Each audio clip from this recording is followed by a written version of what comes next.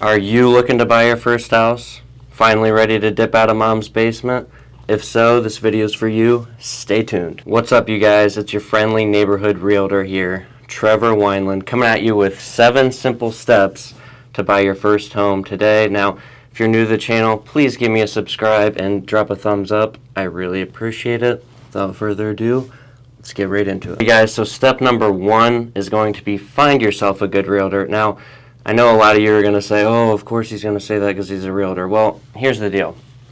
A good realtor is going to be able to, especially if you're a first-time home buyer, they're going to be able to walk you through each step and hook you up with good loan officers, good inspectors, a good title rep. This is going to make the process so much easier for you guys if you just find someone that knows what they're doing, that's going to be able to walk you through every step. Don't go to your grandma, don't go to your mom. Find a professional that knows what they're doing so they can help you with the first-time home buying process. I promise you, you're not going to regret doing that first. Also, if you're in the Fort Wayne area and you're looking for a realtor, check the description. I might know a guy that can help you. Alrighty guys, that brings us to step number 2, which is going to be you need to get pre-approved for financing. So basically you're going to go to a bank, you're going to sit down with a loan officer, they're going to pull your credit, you're going to have to bring a month's worth of pay stubs, maybe even a couple months worth of pay stubs, a couple years of W-2s. You basically got to show how reputable you're going to be able to pay back that loan. So they're basically going to take a look at your income, your debt to income ratio, and then basically based on their algorithm, they're going to determine what kind of rates and what kind of loan programs and how much you can really qualify for.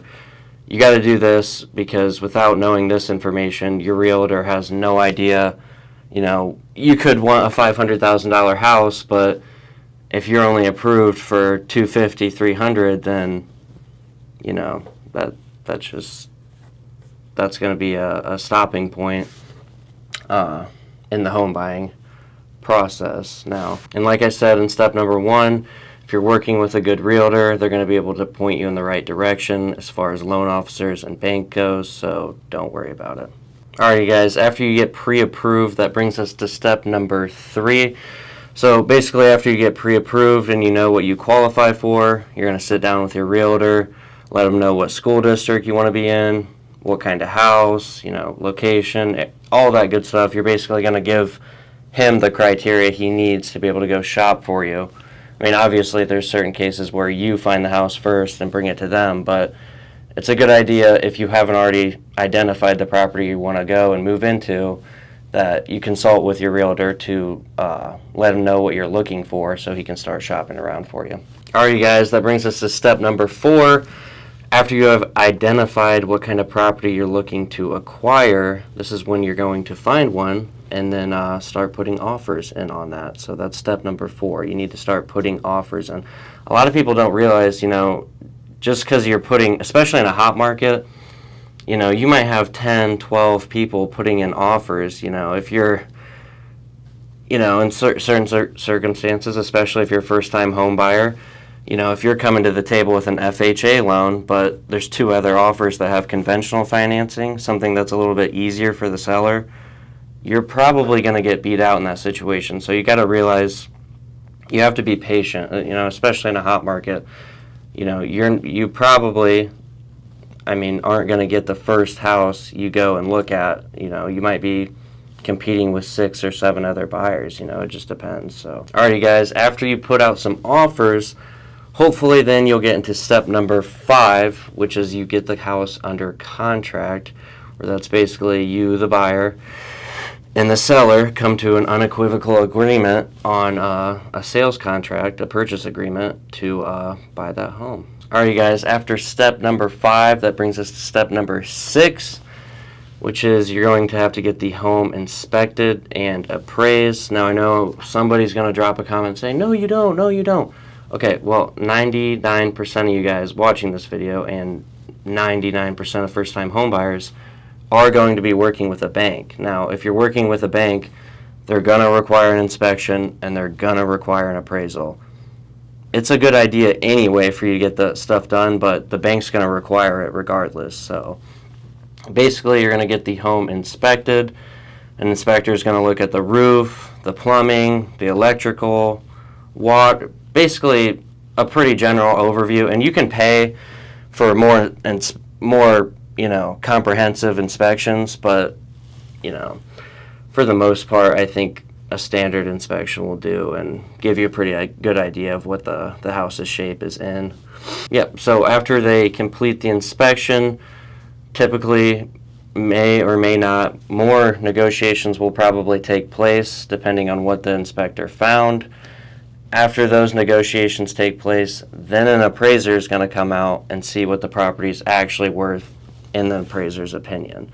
So basically, this is to cover the bank's ass so that they don't loan more than the property is actually worth.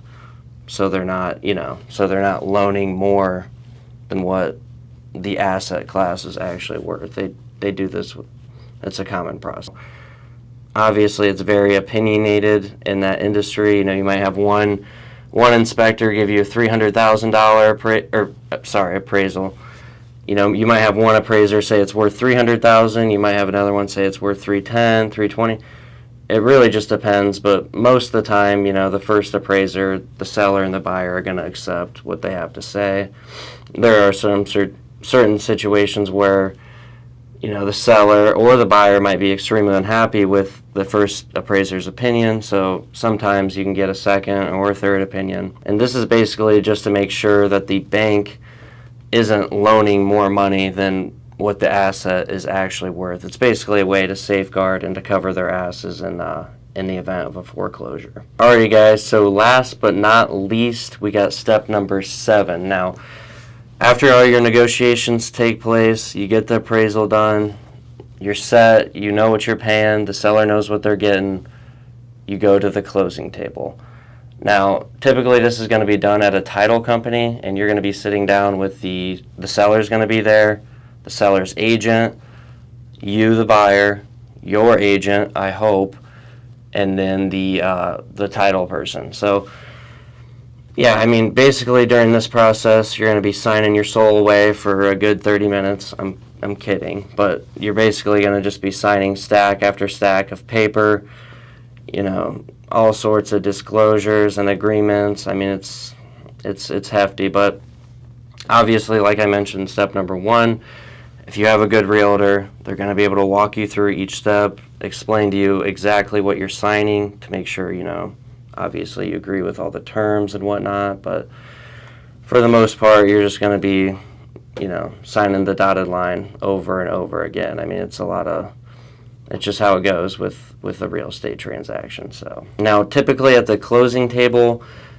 a lot of people don't realize, but, you pay for what you pay for the house, then you have, all sorts of other costs and this is just a general overview. I could go into full-length videos on a lot of these steps, but I just wanted to give you guys a good idea of what the home buying process looks like. But, a lot of people don't realize, and I figured it was good to mention, you have closing costs, and these are pretty significant.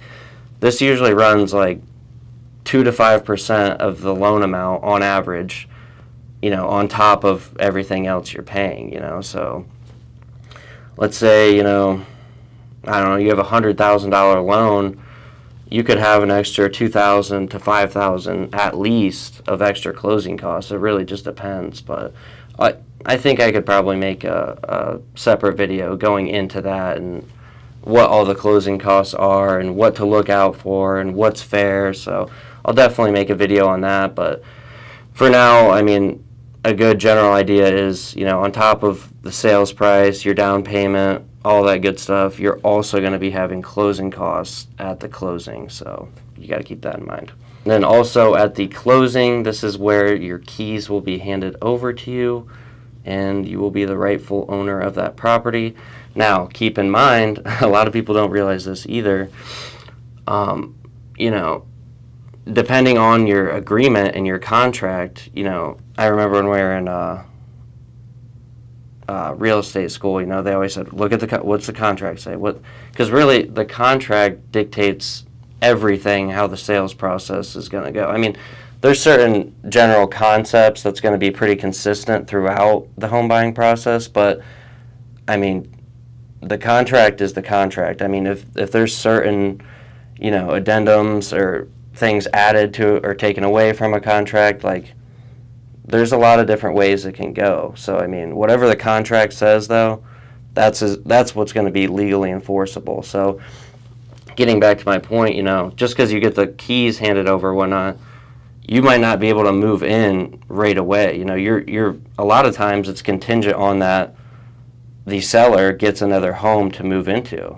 So if you buy this property and they haven't found theirself a property to go buy and move into, you might be waiting 30, 60, 90 days, depending on the contract, to actually move in and own that property. So you got to keep that in mind too. Alrighty guys, that wraps up today's video. I appreciate you guys for tuning in. Now, like I mentioned before, this is just a very, very, vague, broad overview of the home buying process. Obviously, there's multiple videos I could go into in depth on each of these steps, but for now, I just wanted to give you guys, just provide a little bit of value, just to give you an idea of what the home buying process looks like. I think that's going to be most useful to you guys because like I mentioned before, a lot of the nitty-gritty details and stuff, if you have a good agent, they're going to be able to take care of all that for you. You know what I mean? You don't have to sit here and try to figure everything out by yourself. That's why you hire an agent. A good agent should make the home buying process extremely simple. I mean, it's really not hard. I mean, most of the time. Obviously, there's some times where it can be a bitch, but most of the time it's a pretty simple process if you're working with a good realtor that is answering quickly, that's, disciplined with their work. So, alright, guys, appreciate you tuning in. Make sure you check the description below to follow me on the rest of my socials, and I will catch you guys in the next video.